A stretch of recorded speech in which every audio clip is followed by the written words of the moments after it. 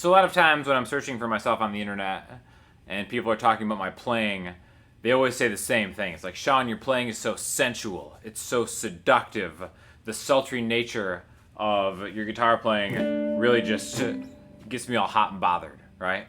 So a lot of that is innate, but I want to kind of share a little bit of what I think makes the playing so seductive, how you can make your own playing very seductive, and the example that we're going to use is going to sound like this.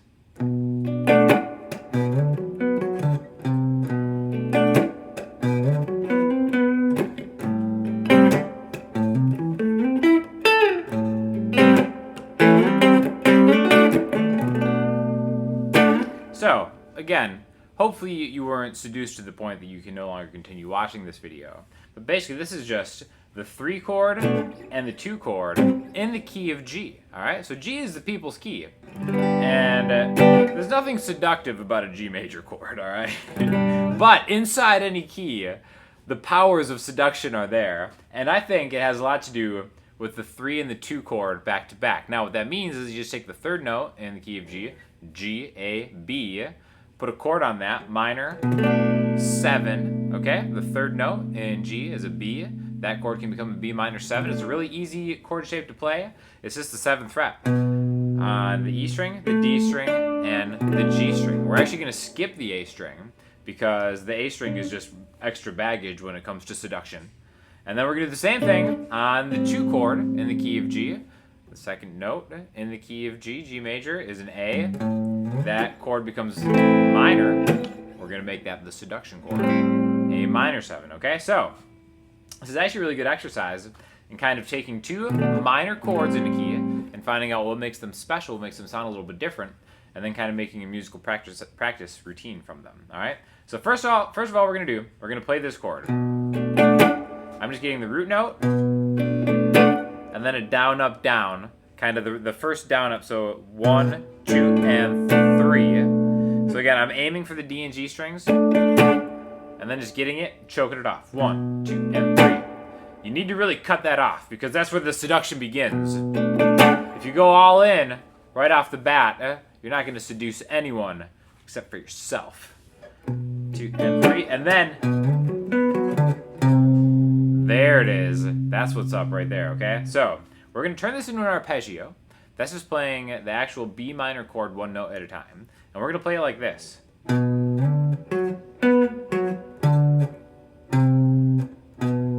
Alright, so I'm taking the 7th fret on the E string. I'm sliding 3 frets higher to the 10th fret, which is the root note of the chord. The next note in the chord, which is a minor 3rd of B, D. The reason I'm sliding like this is so my pointer finger lines up nicely with the A string, 9th fret, and then I can go all the way down to the octave right there. And you can go straight up and down like this, then backwards like that, just the root note, the minor 3rd, the 5th, the octave of it, and then just back the way we came. But again, it's not a lot of sensuality to that. We're going to take this note, the 8th fret, and slam it in between.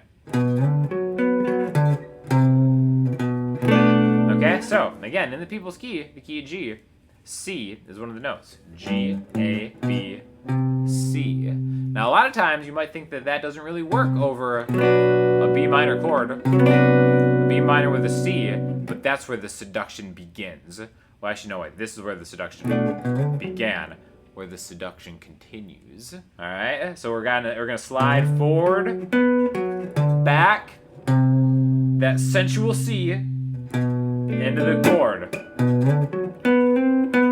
Oh, what's that? This is the next octave C, also in that scale, but we're gonna add it to the end of the phrase. Okay, so instead of going up the arpeggio and back, we're gonna go to the top of the arpeggio, the highest note we've had, which is right here, the 9th fret of the D string. And we're going to add a little hammer on. Just a gentle dusting of that D string. Alright, so all together on this B minor chord. Second time. Now again, having a minor chord With that interval, a minor second is another way to call it, just kind of like a 1 fret spacing. Only happens on the 3 chord as a minor chord in this key, right? So that's what's kind of special about this B minor chord in the people's key of G, right? Even playing that G major afterwards, it's like, oh, get that out of here. We have no use for that. That doesn't fit our kink, all right? So the next thing we're going to do is we're going to take the same kind of idea, put it over an A minor 7 chord, all right? Now, the thing about this one here is this interval isn't going to cut it anymore, so let's do something a little more straightforward. Let's just do a...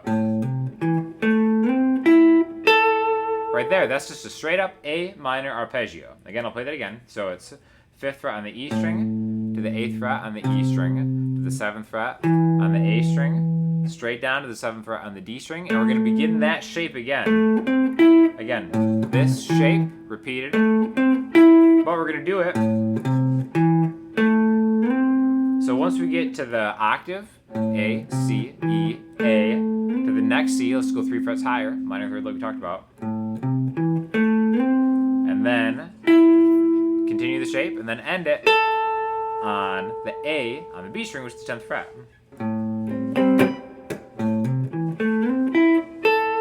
Add a little rhythm in it, and now you're cooking with fire, right? So same kind of pattern where it's the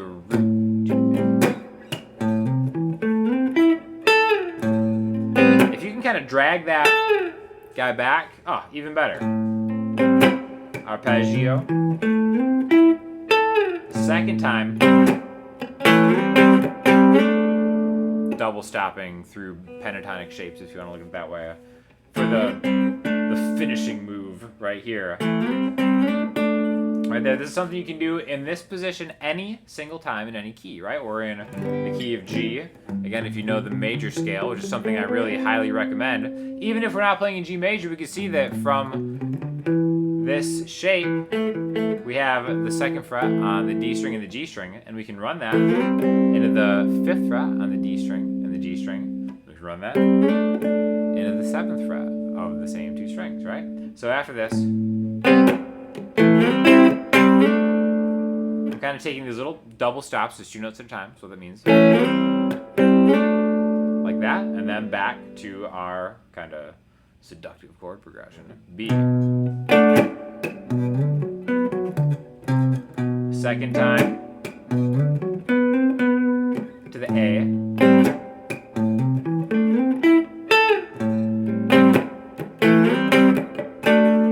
And that right there leads us back in to the B minor, okay? So, now, I don't expect you to follow my roadmap of seduction perfectly. It's almost impossible to do so. But what I want to show you is just the tools of what you can do here. So it's really just 2 chords, right? The progression is just a 3 to a 2. A B minor to A minor. You know what? Sometimes that'll get the job done. That's all you need. But to really up your game, make it a different type of voicing. Minor 7. Find out what's special about this position. In this case, it's the minor 2nd, also called the Phrygian mode if you're into that kind of thing. And then do that special move all over the place. Come on. And then same thing with this. Do the full-on arpeggio.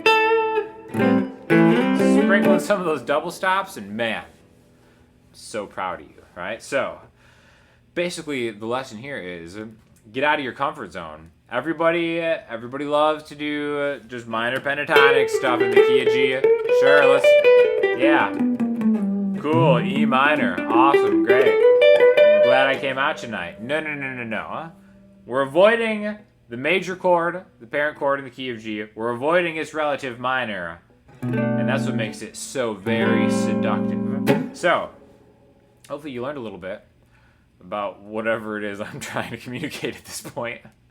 Also, good time to note, I'm rocking the D'Angelico Deluxe SS, the official minor pentatonic lickmaster machine of the Emerald Riders, my Celtic band, which we're starting to release some music. I'm going to link you to that below. And also feel free to sign up for a masterclass because that helps keep the lights on. So thank you so much for sticking with it. I'll talk to you all soon.